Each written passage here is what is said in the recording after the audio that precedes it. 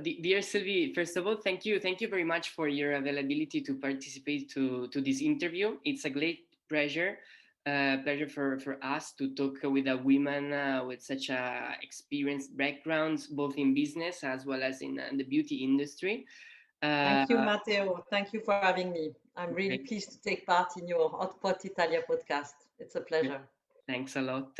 So to start, as you might know, the audience of our podcast and videos, it's quite young. So generally, it's university students, and I think it could be like a great opportunity for us to hear from you. A short recap about your studies. What did you study? Where did you study? When you were younger, and of course also to have, let's say, a recap of your working experiences, because you have been like the president of Coty Professional Beauty Division, and so you also have a lot of background experiences in this sense. So please. Sure, Matteo. So I've been born and raised in France. I studied business in Paris, and I graduated from ESSEC, which is a business school in France. And the main focus of my studies were marketing, sales, strategy, but also entrepreneurship. And I started my career in France in marketing at Procter& Gamble in 1994. And I moved to P&G's European headquarters in Geneva in 2002. And after local roles in France, I hugely grew personally and professionally by working and living in a new country when I moved to Geneva. All the more because I was just a new mom, but also because I expanded my horizon to the full European scale, and you know how much diversity there is in terms of consumers and culture. And so then 12 years ago, I chose to move to Wella and the professional division of P&G because I wanted to pursue my career in beauty, but I also wanted to learn a new business model. And in 2016, I joined Coty when Coty merged with Procter& Gamble specialty beauty business. And Coty chose me to be the leader of one of the three divisions, professional beauty. So that's a short story of my career so far. Amazing, thank you very much. And I can imagine that it was not easy to work and building such an important career, and at the same time still have like a real life outside the office. So, what kind of challenges did you meet during this journey? Great question. So maybe let me share with you what I feel is the best tip Mm. to help manage work-life balance, at least the one that helped me the most. For me, it's all about defining your routine working hours and get yourself first, but then your team used to this. You can't always make it work, but at least it creates a standard schedule of what you are prepared to give to work forever. And the reason why I think it's important that you define your routine work hours is that you will always be asked to perform more and better tomorrow than today. And I see, career as a marathon. So you want to be able to be at high pace and not go in overload. And for that, you need to be able to sustain. And so personally, from my very first day in the professional life, I was clear that to be successful, I will need to have a life, Yeah. not just live to work, but work to live. So in my case, I chose to dedicate more or less 9 or 10 hours a day to work. And when I come home, even now, I don't reopen my computer to work. And I can tell you, I can truly count on my hands the number of evenings I worked in my entire career. But I think it allowed me to sustain high performance in a long period of time. Because at the end of the day, as a leader, the first person you need to lead is yourself. So Yeah. this self-discipline about what you're prepared to give to your work forever is critical. I agree. I agree. And you had for sure also a really successful career. But doing a step back, what is success for you? And also, given your experience, how this vision of success, of goals that you might have, like changed over time? Because I think that they changed.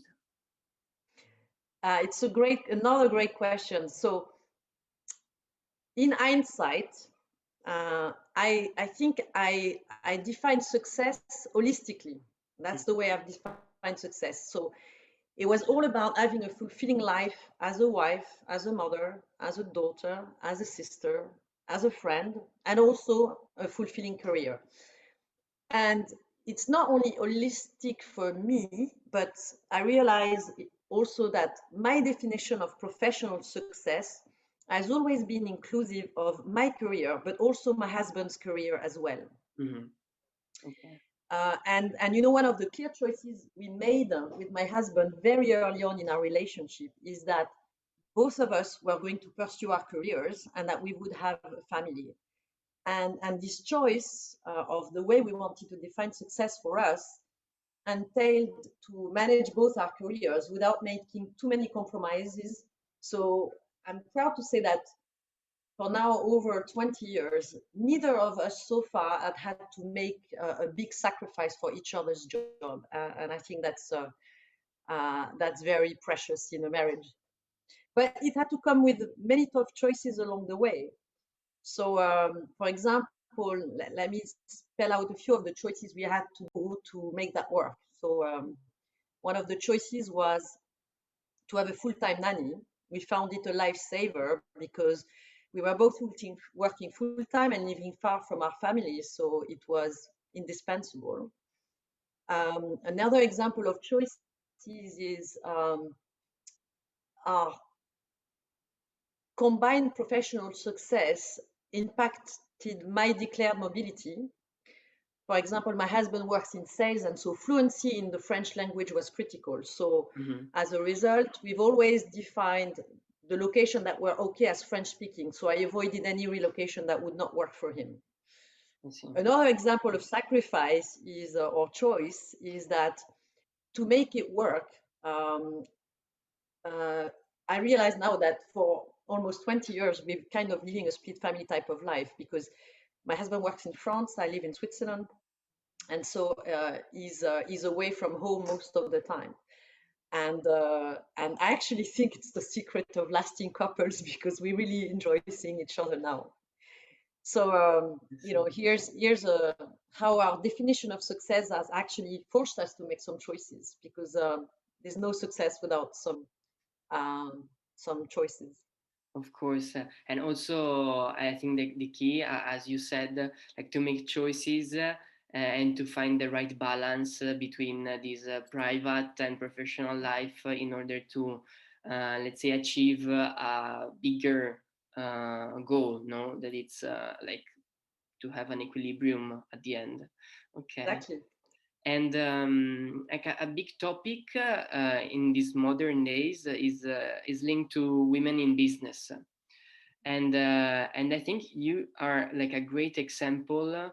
And for this reason, I would like to hear your personal point of view of what you think about possible lacks and obstacles that for women can still be present in order to be at the same level sometimes of men inside companies or to build their own companies, their own entrepreneurial projects. But because let's say that outside the world it's quite a jungle, and sometimes it might be difficult for men, and I cannot imagine for women sometimes.